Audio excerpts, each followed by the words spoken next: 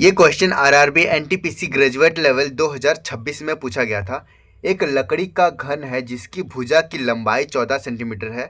घन के प्रत्येक फलक से 7 सेंटीमीटर त्रिज्या का एक अर्धगोलाकार काटा जाता है। शेष संरचना का पृष्ठ क्षेत्रफल हमें निकालना है। ठीक है, यही पूछा है। तो इसको पहले क्वेश्चन को समझो कि क्या बोला कि एक यहाँ पर क्यूब है। ओके, अब क्यूब जो है उसको काटा जा रहा है और 60 सेंटीमीटर का जो इसका जो रेडियस है वो 7 सेंटीमीटर त्रिज्या का गोलाकार में काटा जा रहा है। तो एक बात बताओ, इसको सिंपल तरीका अगर समझ जाओ कि अगर इस तरह जब होता है तो एरिया ना इंक्रीज होता है हमेशा, और इंक्रीज क्या होता है तो पाई आर स्क्वायर होता है इंक्रीज। ठीक है, ये अगर रटने पे आ जाओ तो ये चीज़, वरना अगर समझोगे कॉन्सेप्ट अगर समझना चाह रहे हो तो आपको थोड़ा सा ध्यान देना पड़ेगा, क्योंकि सबको समझ में आता नहीं है ये चीज़।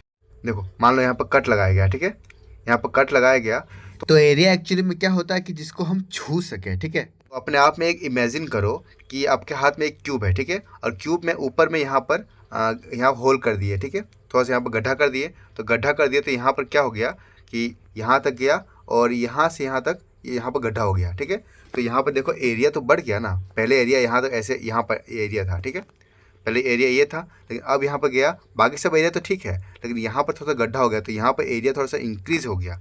यहाँ पर कट लगा के बाहर निकाल दिया। जैसे कि अगर इससे समझ में नहीं आ रहा तो समझो, यहाँ से मान लो कि यहाँ जा रहे हो, ये चीज़ यहाँ वाला समझा रहे हैं आपको। ठीक है, कैसे जा रहे हो और यहाँ पर ऐसे, तो यहाँ पर जो एरिया काटा गया है, यहाँ से काट के इसको निकाल दिया गया बाहर। ठीक है, तो यहाँ पर जो एरिया है ये तो बढ़ गया, वरना आपका सिंपल एरिया क्या था, यहाँ से सीधा सीधी एरिया था।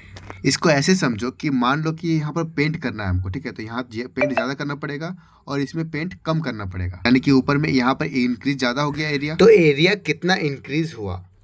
अगर यहाँ ऊपर से काटा गया है, थोड़ा सा हिस्सा निकाला गया है काट करके, इसका मतलब क्या हुआ कि यहाँ पर एक वृत्त का यहाँ होगा, वृत्त का एरिया होगा। तो वृत्त का एरिया क्या होगा, तो वृत्त का एरिया यहाँ पर माइनस हुआ है इसका मतलब। तो वृत्त का एरिया क्या होता है, pi r square. Okay, pi r square. लेकिन यहाँ पर जो इंक्रीज हो गया, यहाँ पहले समझ लो यहाँ कुछ नहीं तो यहाँ वृत्त जैसा कुछ होगा ना। ठीक है, तो इसको अगर यहाँ पर ऐसे काट कर निकाल दिया गया यहाँ से, तो एरिया तो यहाँ इंक्रीज हो गया। और एरिया अगर इंक्रीज हो गया, इसका मतलब यहाँ पर अर्धगोलाकार में इंक्रीज हुआ है। और अर्धगोलाकार का जो फॉर्मूला होता है वो क्या होता है, पृष्ठ क्षेत्रफल, तो 2 पाई आर स्क्वायर होता है। ठीक है, तो अल्टीमेट चेंज यहाँ पर क्या आ रहा है, अल्टीमेट चेंज यहाँ पर माइनस पाई स्क्वायर और यहाँ पर ये 2 पाई स्क्वायर, तो यहाँ पाई स्क्वायर आ रहा है।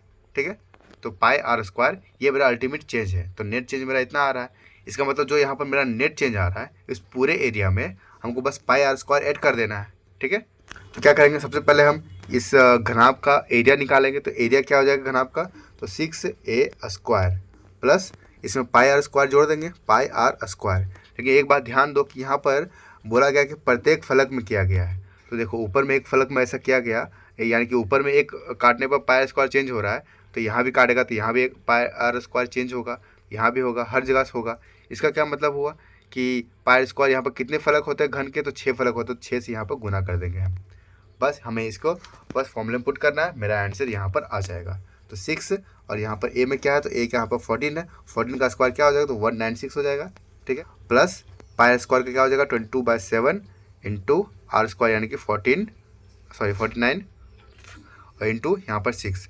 इसको आप सॉल्व करोगे तो यहाँ पर यूनिट डिजिट मैच करेंगे तो सब यहाँ पर 0 है, सॉल्व करना पड़ेगा। हमें सॉल्व करेंगे 6 से 36 आ जाएगा, ये यहाँ का 7, यहाँ पर 1, यहाँ 1 प्लस इसको सॉल्व करेंगे तो क्या आएगा, 7 से ही काटेंगे 7, तो इसको गुना करेंगे तो क्या आ जाएगा 42 को गुना करेंगे इससे तो कितना आएगा 42 दूना 84।